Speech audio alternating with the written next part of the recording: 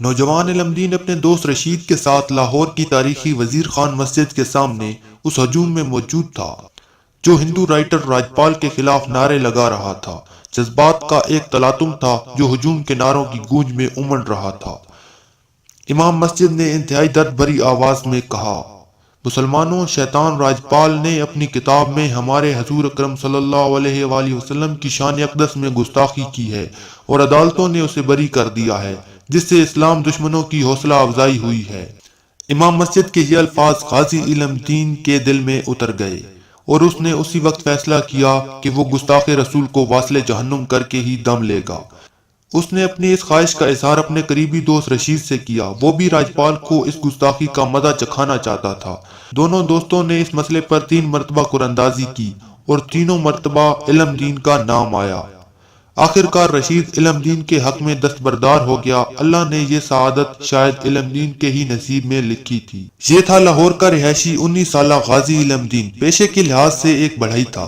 تقسیم ہند سے پہلے انڈیا میں ہونے والے اس واقعے نے علم دین کی زندگی میں ہلچل برپا کر دی تھی۔ ناظرین، واقعہ کچھ یوں تھا کہ 1923 میں ایک انتہا پسند ہندو راجپال نے رسول اکرم صلی اللہ علیہ وآلہ وسلم کی شان میں ایک نہایت گستاخانہ کتاب لکھی تھی۔ اس کتاب میں انتہائی نازیبا باتیں درج تھیں جنہیں کوئی بھی مسلمان برداشت نہیں کر سکتا تھا۔ کتاب کی اشاعت سے پورے برصغیر کے مسلمانوں میں شدید غم و غصے کی لہر دوڑ گئی۔ مسلمانوں نے اس کتاب پر پابندی کا مطالبہ کیا اور اس کے پبلشر کے خلاف عدالت میں مقدمہ دائر کر دیا۔ سیشن کورٹ نے راجپال کو مجرم قرار دیتے ہوئے سزا سنا دی، جس کے بعد لاہور ہائی کورٹ نے اس سزا کے خلاف اپیل کی سماعت میں مجرم راجپال کو اس وجہ سے رہا کر دیا کہ اس وقت مذہب کے خلاف گستاخی کا کوئی قانون موجود نہ تھا۔ ستمبر 1929 کو علم دین بازار سے ایک چھری خرید کر سیدھا راجپال کی دکان کی طرف روانہ ہوا۔ راجپال ابھی دکان پر نہیں آیا تھا۔ علم دین نے اس کا انتظار کیا اور جیسے ہی راجپال اپنی دکان میں داخل ہوا، علم دین نے چھری سے اس کے سینے پر زوردار وار کیا جو کہ اس کے دل میں پیوست ہو گیا۔ راجپال موقع پر ہی ڈھیر ہو گیا۔ پولیس نے علم دین کو گرفتار کر لیا اور اس پر قتل کا مقدمہ درج کر کے کیس چلایا۔ علامہ محمد اقبال کی درخواست پر قائد اعظم محمد علی جناح نے علم دین کا مقدمہ لڑا۔ قائد اعظم محمد علی جناح ہندو مسلم اتحاد کے بہت بڑے حامی تھے۔ ہندو اخبارات نے ان پر کڑی تنقید کی، لیکن قائد اعظم نے اس تنقید کو رد کرتے ہوئے غازی علم دین کا کیس اپنے ہاتھوں میں لیا۔ قائد اعظم محمد علی جناح نے ایک موقع پر علم دین سے کہا تھا کہ وہ جرم کا اقرار نہ کرے تو میں اسے بچا لوں گا۔ غازی علم دین نے کہا کہ میں یہ کیسے کہہ دوں کہ میں نے یہ قتل نہیں کیا ہے، مجھے اس قتل پر ندامت نہیں ہے بلکہ فخر ہے۔ چنانچہ کورٹ نے علم دین کو سزائے موت سنا دی۔ 6 اکتوبر 1929 غازی علم دین شہید کی سزائے موت پر عمل درآمد کا دن تھا۔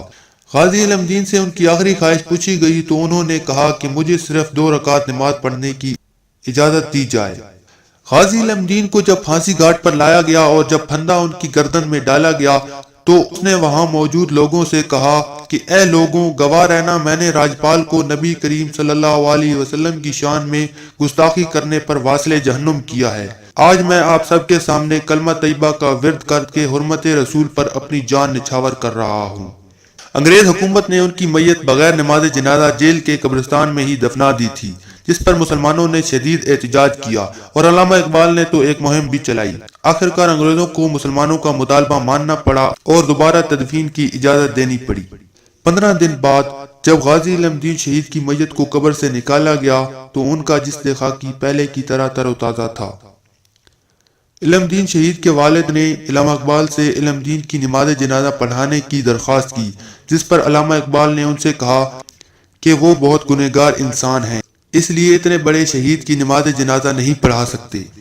غازی علم دین شہید کی نماز جنازہ لاہور کی تاریخ کی سب سے بڑی نماز جنازہ تھی، جس میں لاکھوں لوگوں نے شرکت کی۔ ہر ایک کی خواہش تھی کہ عاشق رسول کے جنازے کو کندھا دے۔ علامہ اقبال نے غازی علم دین شہید کی میت کو کندھا دیا اور اپنے ہاتھوں سے انہیں قبر میں اتارا۔ اس موقع پر علامہ محمد اقبال نے نم آنکھوں کے ساتھ کہا کہ درخان کا بیٹا آج ہم پڑھے لکھوں پر بازی لے گیا اور ہم دیکھتے ہی رہ گئے۔ علم دین شہید کی پھانسی کے بعد ایسے حالات پیدا ہوئے جس کے بعد انگریزوں کو قوانین میں تبدیلی کرنا پڑی اور کسی بھی مذہب کی توہین کو جرم قرار دیا گیا، اور اس طرح ایک نوجوان کی قربانی قانون میں تبدیلی کا پیش خیمہ بنی۔ آزادی پاکستان کے بعد توہین رسالت کے قانون کو پاکستان پینل کوڈ کا حصہ بھی بنایا گیا اور 1982 میں اس وقت کے صدر جنرل ضیاء الحق نے اس قانون میں ترمیم کرتے ہوئے قرآن کریم کے توہین کی سزا عمر قید جبکہ حضور اکرم صلی اللہ علیہ وسلم کی توہین کی سزا کم از کم سزائے موت رکھی۔ امید ہے آپ کو ویڈیو پسند آئے گی۔ مزید ویڈیو کے لیے سبسکرائب کیجیے۔